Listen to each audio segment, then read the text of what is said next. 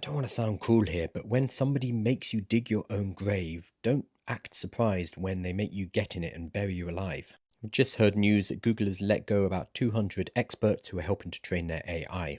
There's a technique called reinforcement learning from human feedback, or RLHF, because engineers love an acronym, which is basically having human experts check the work of AI. For example, an AI company might hire a PhD geneticist and then give them responses from the AI about genetics and see whether or not they're accurate.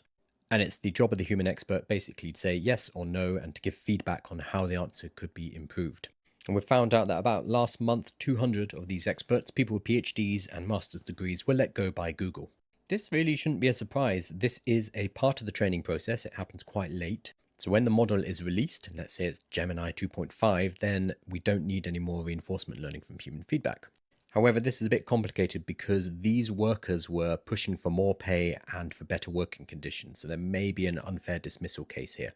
They were also fired without much notice.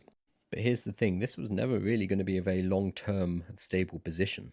These PhDs, these experts are training the AI to do their job, to be the expert. Reinforcement learning from human feedback is kind of a stopgap measure. It's a good way to check on the workings of an AI whilst the AIs aren't very good.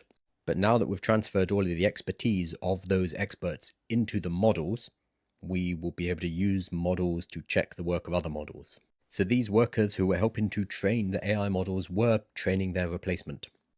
Digging your own grave is traditionally not a very long-term job.